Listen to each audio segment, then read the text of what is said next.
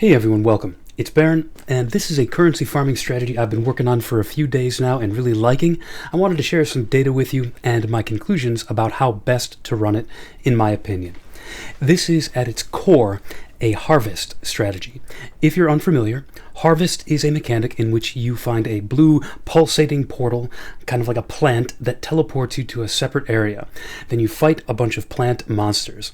Only one of these portals can exist in any given map, but once you get to that separate area, there can be a variable number of planted plots of monsters, I guess you would call them, for you to fight. And at each one of these plots, you choose one of two different sets of monsters to fight, one or the other, and you make your choice based on criteria like which of the three harvest colors they are, blue, purple, or yellow, and also what rarity the monsters are, which is indicated by how dark and how bright the color of their name is.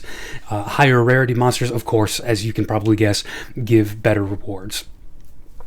For anyone who's been around a while, like I have, we will know that Harvest bears little resemblance to the crafting powerhouse that it was in 3.11 and 3.13.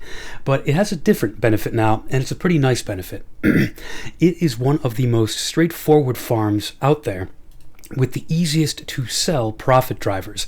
Just 3 or 4 items that can be easily and instantly liquidated on the trade market with Faustus whenever you want in just a few clicks. Now, what these rewards and resources are. So all harvest monsters have a chance to drop a resource called Life Force. We often just call it Juice for short. And higher difficulty monsters, of course, drop more Life Force. There are only 3 types, like I said. Purple monsters drop Purple Life Force, called Wild. Blue monsters drop Blue Life Force, called Primal. And yellow monsters drop Yellow Life Force, called Vivid. That's it. You don't even need to know anything else about the Life Force to do this strategy. You don't need to know what it is. You don't need to know what it does. I even had to look up and confirm that I had the names of the colors right for this, because it matters so little that you don't even think about it. Now, you can look up anything about that or anything else about Harvest that you like on the wiki. If you're curious, I will link to it. But seriously, you can, if you want, do this strategy while just treating it as yellow number goes up, and you will profit from it just the same as anybody else.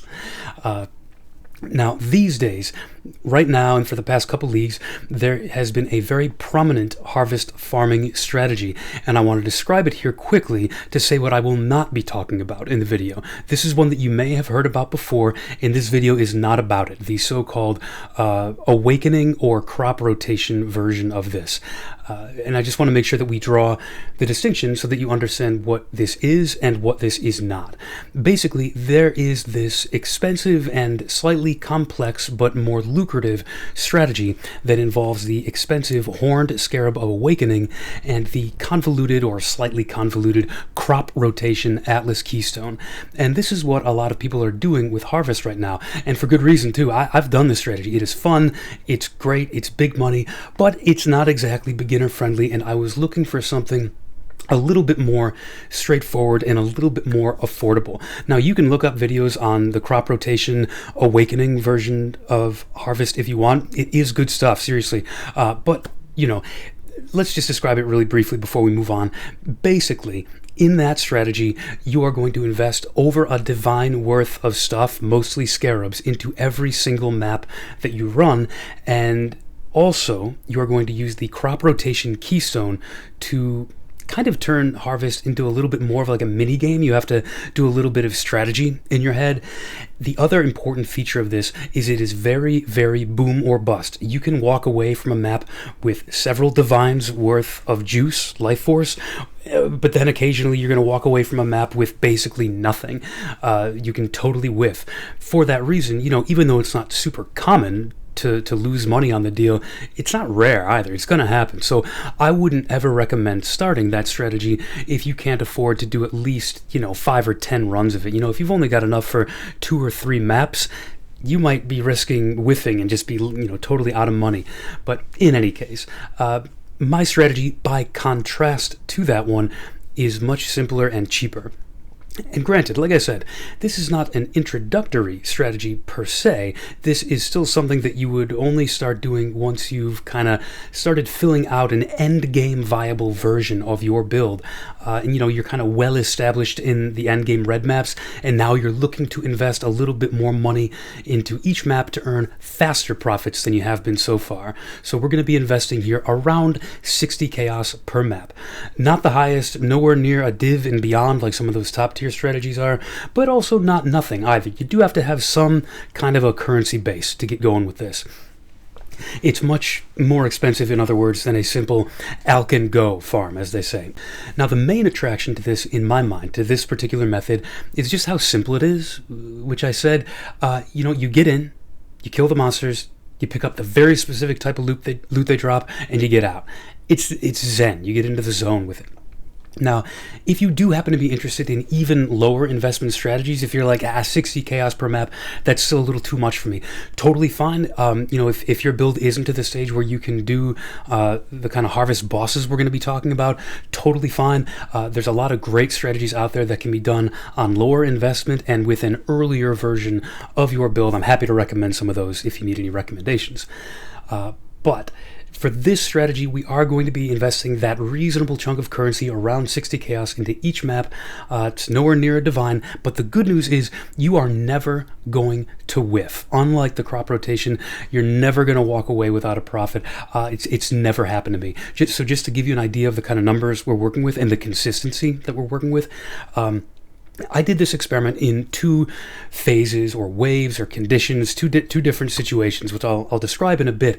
But the point is, in neither version of this experiment did I ever profit off of a single map less than 80 chaos, and averages were over 100 chaos per map. And again, that's profit specifically. That is not just my gross income, the amount of stuff that I found. That's the amount of stuff that I found minus my investment for that map, and I didn't go below 80, and the average was over 100.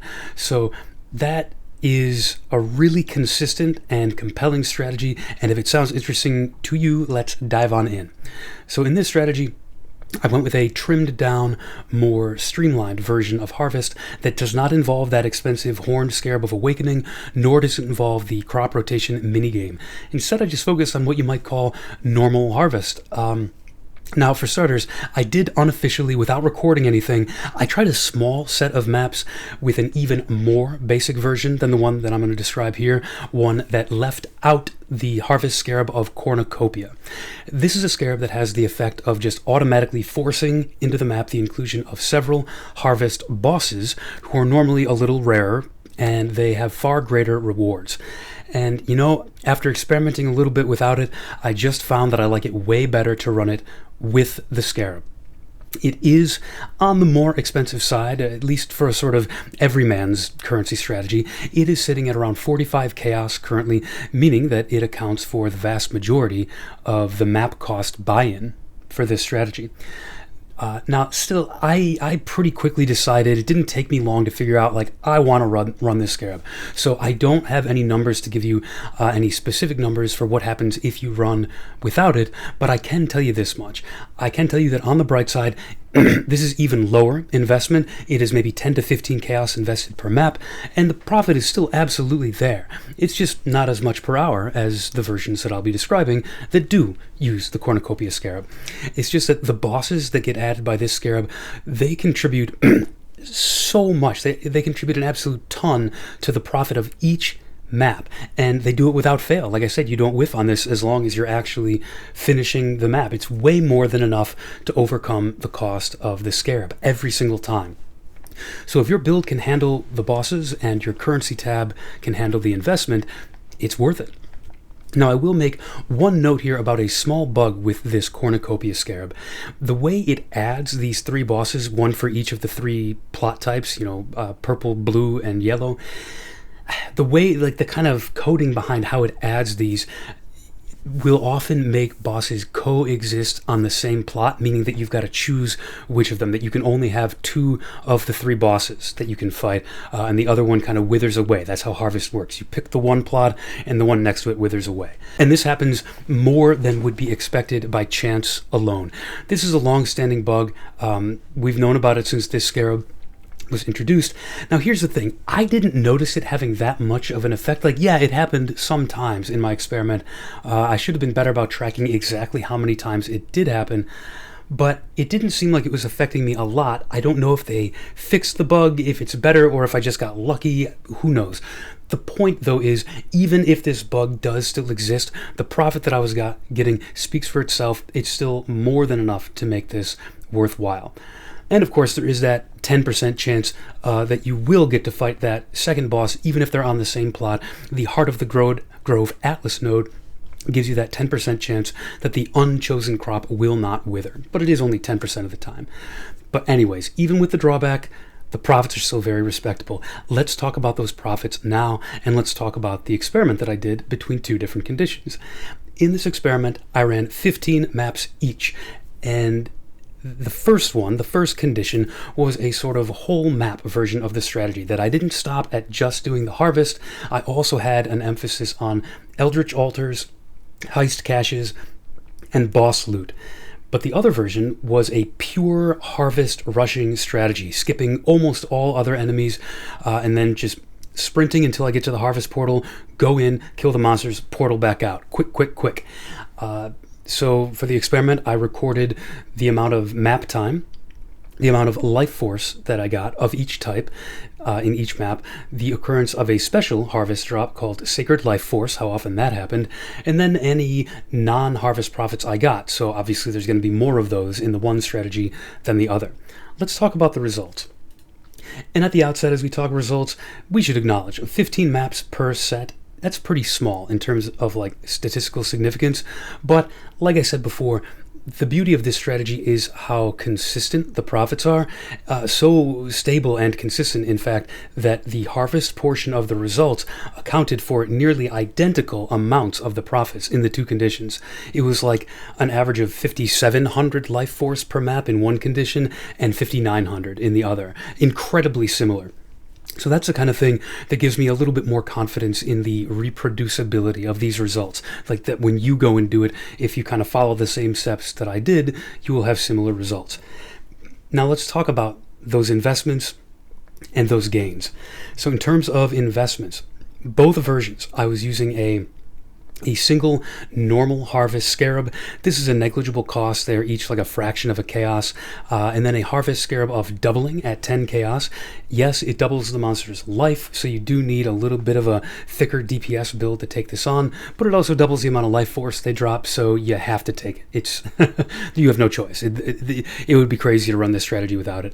And then the aforementioned Harvest Scarab of Cornucopia at 45 chaos per map. You could skip the basic Harvest Scarab in the rush version of this strategy, since you're not going to need the heist nodes on the Atlas tree for that version.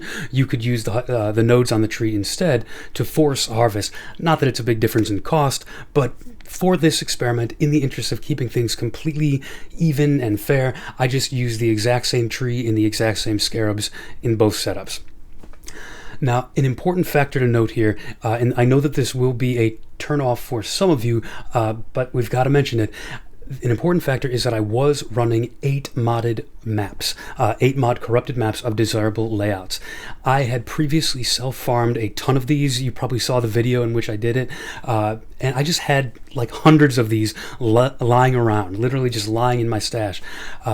So I just was too lazy to sell them, and they were easy. For me, they were basically free.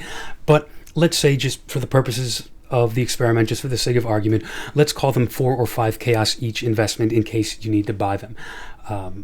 So that'll mean, with all the scarabs added to the cost of the map itself, if you want to include that, we're looking at around 60 chaos per map invested to start with. It can be done without the 8 mod maps. You can do it on a normal Alkt T16 map, but I'll just warn you, the profit will be lower. That's just a sacrifice you'll be making. The extra quantity and pack size that you get from the 8 modded map, it does matter. So it's important to include that if you can. Now, in the heist version of this, in those 15 maps, I also added 6 chaos to the cost of it for the map device craft, the one that adds several smuggler's caches to your map. Now, let's say a quick word about the Atlas passive tree, and then we'll talk about outcomes. So the core of the Atlas passive tree is really straightforward. This is a harvest focused strategy, so we take all of the harvest pertinent nodes: Bumper Crop, Bountiful Harvest, Heart of the Grove, Doubling Season. The only thing that I didn't take was the wheel down here for Call of the Grove. This entire wheel is just about forcing harvest into your map, so it's a choice of whether you use the Scarab or not, whether you take this here and save a few points. The other major thing about the tree that's important in both conditions is taking as much map modifier effect as possible.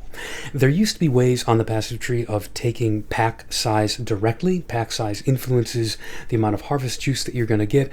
That doesn't really exist anymore, so what we have to do is take map modifier effect and rely on it to scale the pack size that comes natively as a map modifier effect on all of our maps. Of course, this also scales the difficulty of the maps. It scales those bad modifiers too, but you take the good with the bad.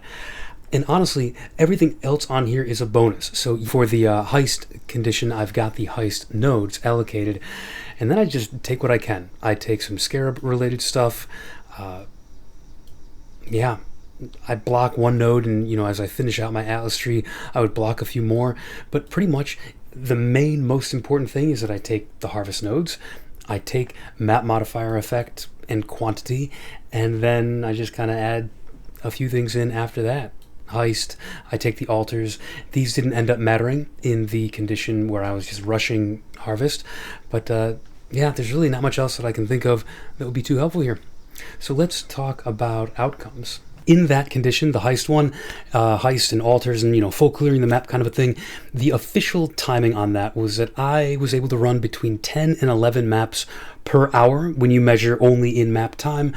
But so I think that means that we should think of it as at most 10, since obviously not all of us are just back to back doing nothing but just run to your stash really quick and run back. Like, give yourself a pee break, go have a snack. But say that you run like 10-ish maps an hour, that'll be the basis of the results in this strategy.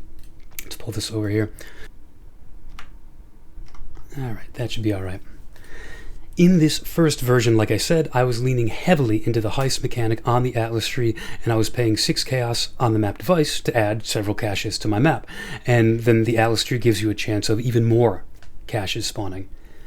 The main loot that I was tallying for heist was deception contracts, which go for 12 chaos in bulk, blueprints, which go for 35 chaos in bulk, and rogue markers, which go for between 6 and 700 chaos, or 6 and 700 of those for a chaos. You get thousands and thousands of these. So it's true that deception contracts do appear to be more frequently going for more than that, more like 15 chaos. I just called it 12 chaos to keep it conservative. Across 15 maps, I found 8 of these deception contracts for 96 chaos total, meaning that the average value that this one thing was adding to every map was around 6 to 7 chaos per map. Blueprints, I found 12 of them across the 15 maps for a total of 420 chaos, averaging to around 28 chaos contributed per map by blueprints.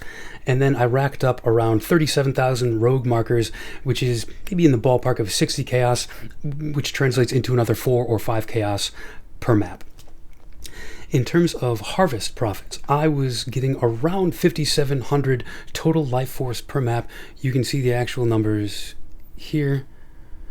Yellow, purple, blue. So let's see. Average per map, yellow I was getting 2271, purple 1741, blue 1940. The reason for the discrepancies there is that you do have some agency, right? You have some control, and yellow is worth the most. So I was going out of my way wherever possible to target those. Obviously, I wouldn't give up like a blue or purple boss if the alternative was a non-boss yellow plot, but otherwise, all other things being equal, I would choose the yellow plot, which is why I have more of the yellow juice. It's better to target.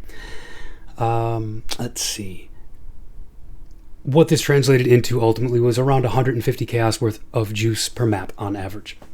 And then, in addition to the Harvest and Heist rewards, since I had to go all over the map anyways to make sure that I didn't miss any of these caches, I just pretty much full cleared the map, or I at least got it down to under 50 monsters remaining. The altars, the Eldritch altars, I did the Exarch. They ended up being a fair chunk of the profit in this variation. Not enormous, but fair. 12 Grand Embers, 35 Greater Embers, and 45 Chaos. That came almost exclusively from altar mods. I also got a few Tier 17 map drops, a Conqueror map, and some Originator maps from full clearing that I would have been very unlikely to get in a rushing strategy. This stuff all totaled up to around 330 Chaos or 22 chaos per map. Depends on how you value the Originator maps. I was pretty conservative here. You might maybe push this up to 25 or 30 chaos per map, but like I'm going to call it 22C just so I don't give you like an inflated sense of what this is worth.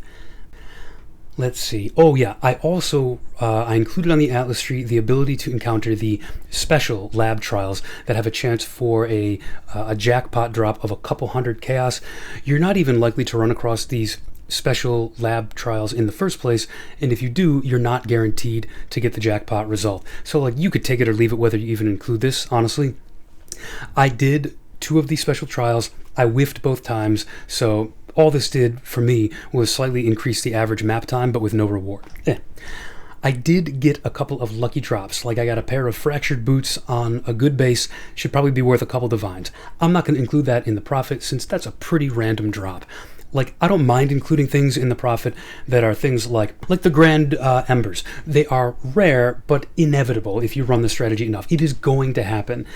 Stuff like this, though, like the Fractured Base, you're not going to get that consistently. You'll get something. Like, this is a principle of the game, right? If you play long enough, you're going to get something big, whether it's a div card, a divination raw drop, something like a Fractured Base. You'll get something, but it's so variable, and you can go so long between them. I just don't include it in the profit. It seems fair to me not to. All told, in this condition with Heist and Altars, I spent 95 minutes actually in maps, meaning you can easily round that up to like 100 or 105 minutes to account for stash time, right? For around 6 or 7 total minutes per map. So that means in a real given hour, I would be completing, like I said, 9 or 10 maps and averaging around 9 div per hour after you subtract the investment. And that, by the way, is only if I sell the very obvious, reliable stuff that I already mentioned. Harvest juice, blueprints, deception contracts, rogue markers, liquid raw currency. I don't even remember if I did include the tier 17 map drops. I don't even think I included the originator drops in that number. So pretty conservative and pretty respectable. 9 div an hour plus the other stuff that I didn't include but you could sell if you wanted to. But how about the rush condition? Well, needless to say, for starters, let's click over there. For starters, I was spending way less time in maps on average, of course. Let's see. Now, it wasn't a super minimal amount of time that I was spending in maps. Like the Harvest bosses that I'm fighting, these are thick boys, so it was still taking me a few minutes. But I was cutting out a lot of the fluff by not running around the whole map. I ended up averaging around 3 minutes and 40 seconds, like actually in the map. So again, you can round that up to like 4 minutes, accounting for a quick portal out and deposit. 4 minutes as opposed to 7 before. Now, I will say those deposits really are quick, though, in this condition. Remember, this is a much more streamlined selection of loot. You have way less stuff. I have to click maybe 4 or 5 times to get everything into my stash. 1, 2, 3, 4, 5, done. Back at it. So as long as you have prepared your maps in advance, which is always advisable to do, not at all difficult to get in and out of maps. So as a result, these 15 maps only took me 50 in-map minutes to run, so we'll go ahead and round that up to an hour, just to be safe. And in that hour, I made almost exactly 11 divine after subtracting investment. And again, just with like the Harvest juice and the Sacred Blossom, that's it. To be clear, the difference in profit between the last one and this one, so it was 9 divine in the last condition, 11 here, that difference had nothing at all to do with good or bad luck on harvest juice. Again, my totals were nearly identical to within a few chaos per map, and I had a very similar number of sacred blossom drops too, only one more in the rush condition, just random chance.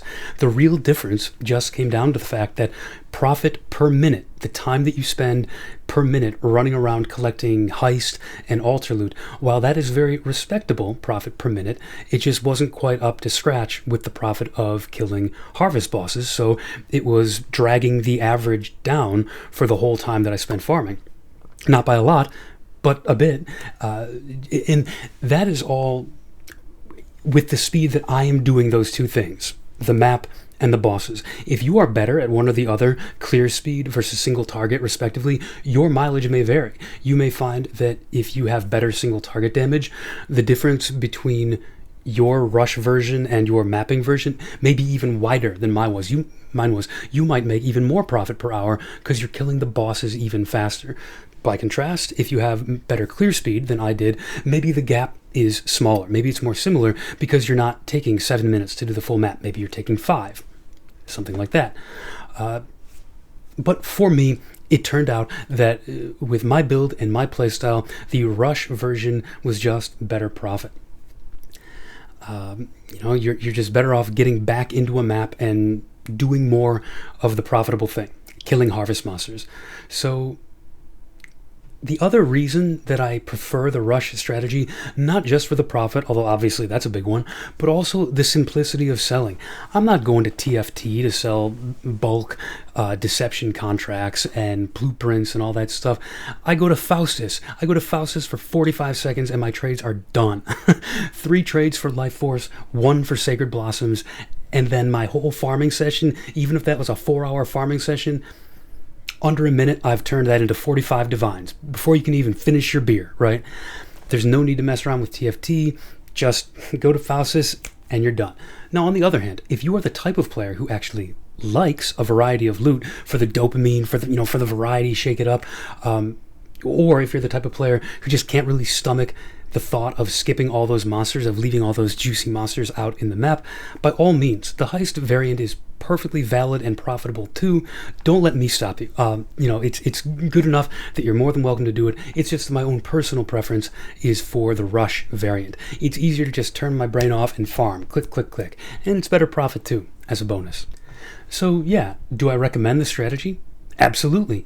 You do need a strong build, strong enough to contend with those harvest bosses, but if your build can do things like Guardian rotations or the quest versions of Eater and Exarch or the new memory thread bosses, not even the pinnacles, just like the gatekeepers at the end of the memory thread, the ones who drop the fragments, if you can do any of that stuff, you should be okay with these guys. But just one tip though on these boss fights, which you may have noticed me doing during the footage. Each of the 3 different bosses enters a kind of pseudo-immunity phase about halfway down their health bar. What is supposed to happen at that stage is that they finish up whatever attacks they've got queued up, just a few more things, and then they rise up into the air and they spawn adds for a little while, and then once you kill enough adds, the fight resumes. What can happen sometimes, though, is that they get stuck in the immune phase without rising up into the air. They just continually attack. Unfortunately, if you have a build that is dealing damage kind of slowly, this may take you a while to realize that the boss has stopped taking damage if you've been grinding them down slowly. But if you're dealing damage a little faster, it should be very apparent if you're looking at their health bar and you go, hey, wait a second, that stopped going down. Now, we have speculated about this for years. We don't know exactly, or at least I don't know exactly what causes it. If you have a firm idea of what causes it, by all means, I know that put it in the comments. I'd love to hear it. Some things we've speculated on are, is it the proximity to a wall? Is it the fact that they have my damage over time ticking on them constantly? Is it just their proximity to me that breaks their aggro AI in some way? I don't know, but if you do, I'd love to hear it. Whatever the case is, whatever is causing it, it doesn't matter. I've found that just simply running a screen or 2 away and coming back, that usually snaps them out of it and lets the fight continue. It's nice and easy, and I don't have a problem with it anymore. But yeah, I think that's it. That's a strategy. It's a straightforward strategy. It does require a reasonably endgame build, but it has extremely consistent, easy to sell profits. It doesn't require a divine investment per map. Not even a third of that, actually. So if you are looking for a way to turn a few divines into a few dozen divines over the course of a farming session, I say make it a literal farming session and give harvest rushing a shot. Let me know if you have any questions. Thank you for tuning in, and take it easy.